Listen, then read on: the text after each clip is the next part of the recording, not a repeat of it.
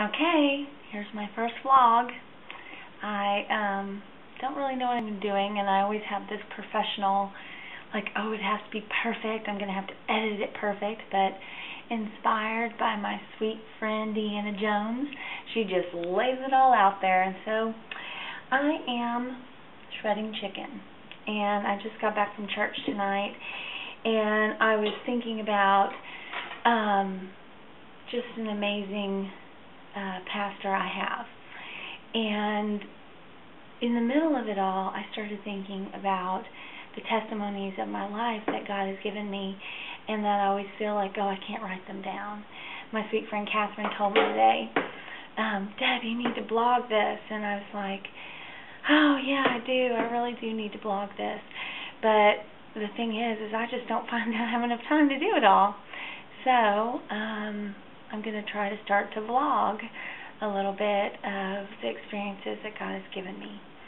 Anyways, I was just making shredded chicken for my family, and I was just thinking about how God has just touched my life this summer, and how there's been like little things that He's done and told me, and I just started thinking, okay, I'll start vlogging and just do chicken and be in the kitchen and not worry about who's looking at this on the other side of the camera.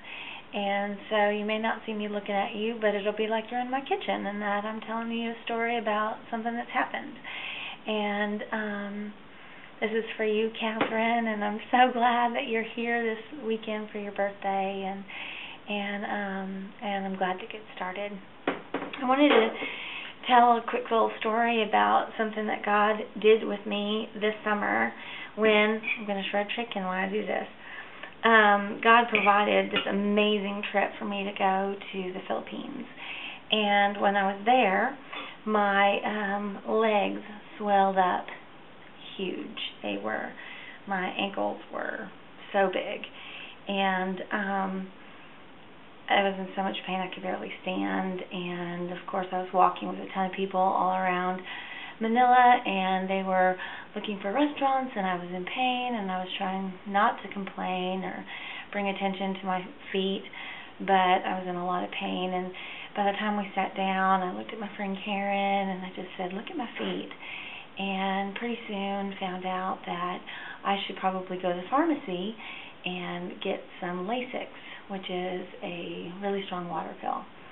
So I went and got the Lasix, took the strongest dose, and basically what happened was nothing. I peed a lot and slept, and it just seemed that my feet didn't change at all. And so the next day I got up, and I just realized that on top of my feet I was extremely homesick, and I was extremely wanting my family, and I missed my husband, and we were about 12 hours difference in the time zones, and he was sleeping when I was awake, and my daughter was staying with the family from our church, and I just wasn't able to see her or talk to her at all, and I was missing her. And so I just felt attacked on all cylinders, and I really wasn't sure what was going on, but I was able to recognize that the enemy was attacking me. And so I just pulled up my bootstrings, got my friend Carolina and my friend Karen, and we just prayed. And we just prayed that the Lord would show me what was going on. And so I went to the conference that day, and as I sat there not able to worship, I just sat in my seat. I didn't want to stand. My legs were hurting too much.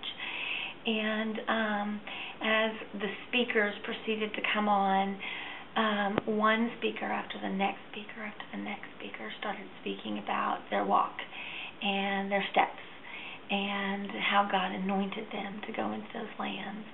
And there was one from Iran, and his name was Jesus' Feet.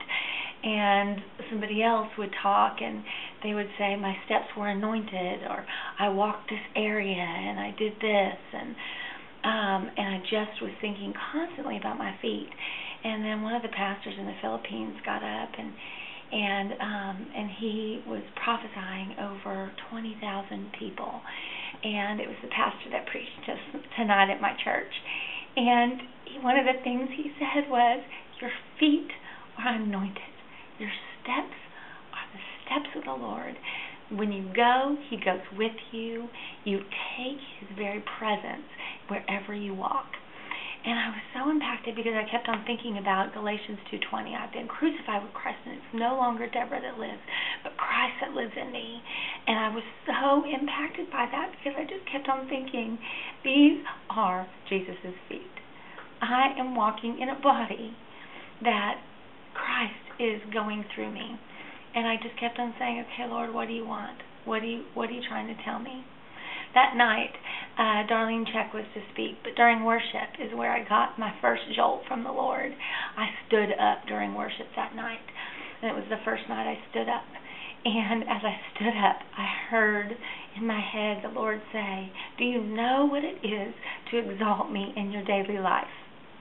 Well, I said, of course, yes, I do, because I was singing, I exalt thee, I exalt thee. And then I felt like he said it again. Do you know what it is to exalt me in your daily life? And at that moment, I just surrendered and I said, no. And then I heard him clearer than ever. It means walking with me. Walking with me when you don't feel like it. Walking me when you're hurting. Walking with me when you're uncomfortable. Walking with me through the pain.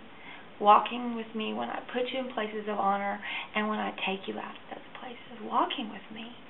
Walking with me regardless of your circumstance. Walking with me regardless of how you feel emotionally or physically. And I just was bent. I just was like, okay, Jesus. I knelt down that night and just fell to my seat and just started praying. And in the spirit, I just started feeling very strongly, God's about to tell me something major. And at that point, Darlene Check got up, and she said, what I'm preaching on tonight is, do you know what it is to worship the Lord in your daily life? I lost it. I don't even really remember everything she said, but she started to lay out what the Lord said to me in worship. And at that point, I just started listening. I said, speak to me, Lord. And at that point, he started speaking to me about standing in honor. And when he puts you in places of honor, sometimes there is a joy in that. And there's just so much excitement. But sometimes that place of honor, you are called to be bold and courageous. And you have to step forward and say the hard thing and do the hard thing. And at that point, I just surrendered to the Lord. I really am believing right now this is not just a message for me, that God is calling those of us who have just walked lives with him. I've spent my time in my neighborhood. I live in Brooklyn, New York, and I've spent my time in my neighborhood for the last 4.5 years walking these streets, walking this neighborhood. And I prayed over this neighborhood. I'm known in this neighborhood. I love my street vendor.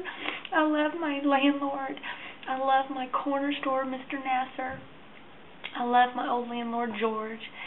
I love the people in this neighborhood. But as I have walked these streets, they know that I'm a believer. But I've never stepped out of my bounds and said, what do you believe? This is the time God's called me forward to be bold and courageous and step into my calling. And I believe it is your time too. Be bold, be courageous.